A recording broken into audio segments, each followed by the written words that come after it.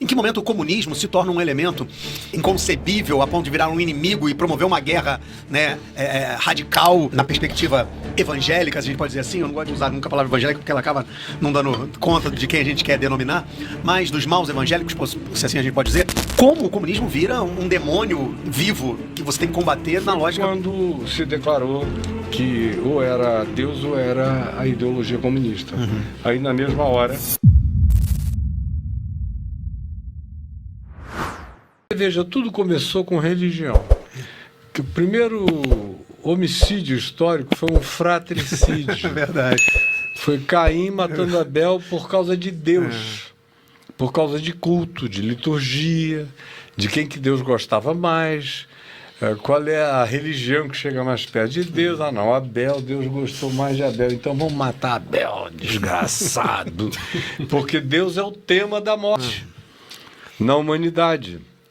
Então, eu não vejo que absolutamente nada mudou nem mudará. Continua tudo apenas se complexificando de uma maneira extraordinária, mas é numa direção autodestrutiva que a gente caminha todo dia. Mas, mestre, eu obviamente que entendi essa crítica fundamental de uma igreja que, né, promoveu genocídios claros, desde as cruzadas até, né, os tribunais do Santo Ofício, as inquisições, até, né, até o Concílio de Latrão. Isso, né, considerando o cristianismo.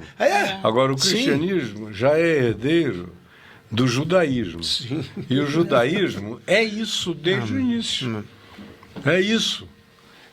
Você falou aqui na chegada dos europeus cristãos no Brasil. E a chegada dos hebreus tribais que tinham saído do Egito depois de 430 anos. É quase um Brasil de convivência com os egípcios. 430 anos. Você falou em 525.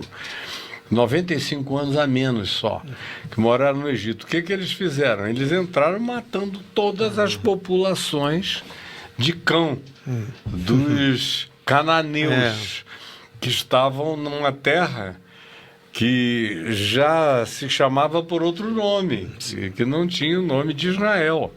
Israel é uma imposição muito posterior. E os judeus habitaram muito menos tempo o Israel do que viveram fora de lá. Eles viveram fora de lá muitos séculos. Aí entram lá matando todo mundo. Com uma ordem divina de não deixar nem velho, nem mulher, nem criança, nem ninguém. E os homens bons para a guerra, castrados como escravos. Aí eles aprontam tanto que os profetas dizem: vocês se tornaram piores do que todos os povos que precederam vocês nessa terra. Eles foram todos melhores que vocês. Então, a origem semítica, cristã, judaico-cristã, dessa cultura que tomou conta da Europa e tomou conta de tudo mais no ocidente da Terra, carrega esse DNA da posse pela destruição, pelo esmagamento. Isso está vivo dentro de todo mundo. Quem é Silas Malafaia, por exemplo, se não um ente dessa mesma ordem? O que a gente vê acontecendo em volta? É a teocracia que você mencionou, que é o sonho deles. Eles gostariam muito que o Brasil virasse a República Evangélica Federativa do Brasil, com os ayatolás Malafaias, os ayatolás Macedos, os ayatolás...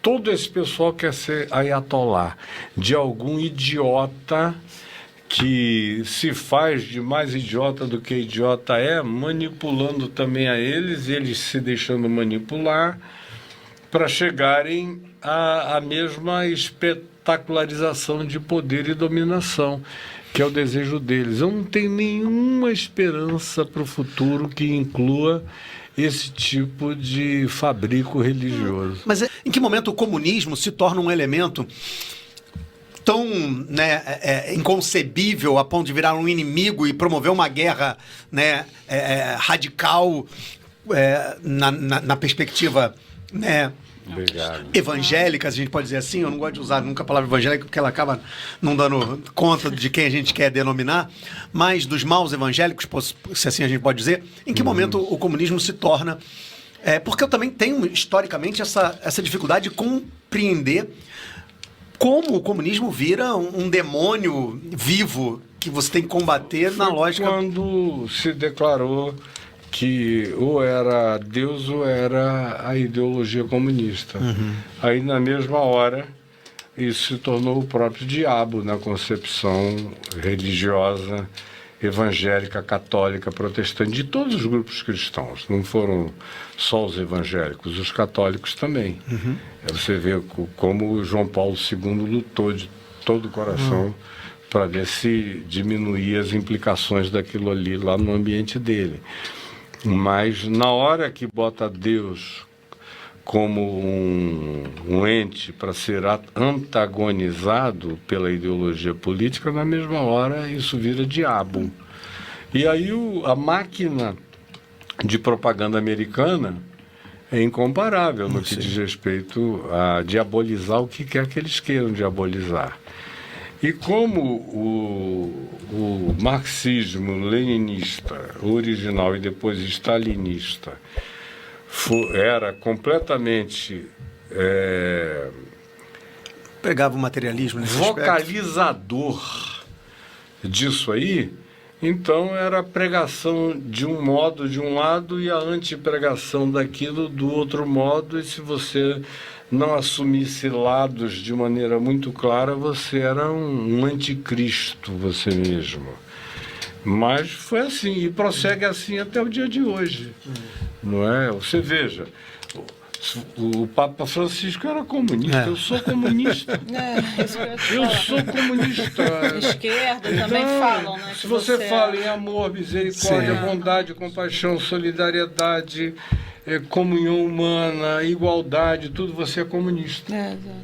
Jesus é comunista. Comunistaço, Jesus. Comunista. Mas eu falo, o comunismo conhecido de verdade foi Jesus. Jesus era comunista. Mas, gente, sabe por que ele não era comunista? Porque é ista. Não, ele não é isto. É sistêmico. Quando eu vejo, por exemplo, o ministro Flávio Dino apoiando, quando ele diz assim, não, eu sou comunista por causa de Atos dos Apóstolos, capítulo 4. Comunista, graças a Deus. Eu já tive vontade de dizer para eles, ministro, sou um homem tão inteligente. Semanticamente falando, é impossível o senhor chamar aquilo de comunismo, porque o comunismo obriga. Ele determina a divisão. E ali, em Atos capítulo 4, era voluntário. Quem quisesse, dava. Quem não quisesse, não dava. Quem quisesse guardar tudo para si, poderia. Quem quisesse participar, participaria com um montante, com um percentual e do jeito que quisesse. Então, no Evangelho, não há nada que seja feito para Deus que seja obrigatório, ou predeterminado, ou dizimado, ou percentualizado, ou sistematizado. Se você sistematizar, você já tirou Jesus da equação. Porque Jesus não é sistematizável em nada do que ele fala. Por isso ele não era comunista. Ele é apenas o ente da manifestação do chamado para commonness. É uma pena que em português não haja essa expressão do que é comum e que a gente deva priorizar na vida do outro aquilo que é comum como necessidade minha. Então, se é a necessidade que eu reconheço em mim como aspecto essencial da minha sobrevivência, eu devo projetar a mesma consciência na direção do meu próximo. Bem-aventurado eu sou quando eu exerço isso como um senso de justiça espontâneo, alegre, feliz e solidário em favor dos outros, mas não é obrigatório. Então, a diferença entre a comunidade de Atos dos Apóstolos, capítulo 4, e o comunismo é que o comunismo é a ditadura do proletariado, vem de cima para baixo. Apenas não vem de dentro, né? Não vem de dentro. E o Evangelho, nada que não venha de dentro tem valor para Deus. Nada. Absolutamente nada. O Evangelho brota do coração. E se ele não brotar no coração, se for só da cara para fora ou por obrigação, não tem nenhum valor diante de Deus. Tão bonito, eu amo ver isso. Eu tive num culto, eu tive 2 cultos já, um perto do outro, né? E assim, a diferença do culto. Teve um culto que eu fui que ele falava, a pastora falava, né, que Deus não quer aquilo que tá te sobrando. Ele quer aquilo que está te fazendo falta. Você tem que dar aquilo que está te fazendo falta. E na outra igreja que eu fui, ele em nenhum momento ele fala em dar, em receber. Ele prega a palavra de Deus, mas em nenhum momento ele fala no dízimo. Ele só prega a palavra de Deus e ele fala que tem muita gente ali dentro que é joio, não é trigo. Que tem muita gente ali fora passando, que é mendigo, que ali tem trigo. Então, que não tem nada a ver com a casa de Deus estar ali dentro. Tem a ver com que... E ele é um pastor que ele trabalha. E ele mesmo falava que ele separava o dízimo dele. E ele só tem essa consciência porque ele trabalha para sobreviver. Exatamente. Aí porque se ele vivesse das rendas da comunidade, na mesma hora ele iria cultuar o dízimo. Exatamente. Por isso, na comunidade que há 25 anos eu fundei, quando eu me desliguei da institucionalização religiosa, eu comecei uma comunidade chamada Caminho da Graça, um movimento, onde praticamente só tem uma pessoa no movimento inteiro, dentre os pastores e mentores, que é sustentado pela comunidade. Os outros todos trabalham fora e é uma instrução minha, de preferência, seja você o provedor do seu próprio sustento. Isso vai te dar uma liberdade infinitamente maior, uma independência total, e você não vai correr a tentação de querer que os outros tragam dinheiro, porque isso terá, no fim do mês, a ver com o seu sustento, ou com as demandas da sua mulher, dizendo, escuta, não vai entrar mais não, que a gente está num aperto danado aqui.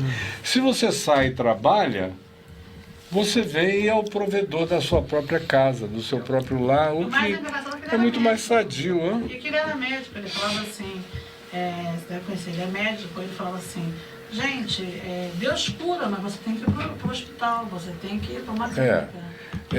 Não era o pastor Paulo Brito, era aqui no Rio? É no Rio, No Rio? Lembra o nome dele? É o pastor Roberto. Porque antigamente havia até vários. Hoje em dia a gente conta numa mão, em 2 mãos.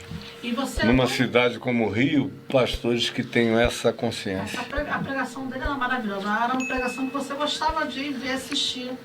Porque era uma pregação bonita, era uma pregação boa de se ouvir.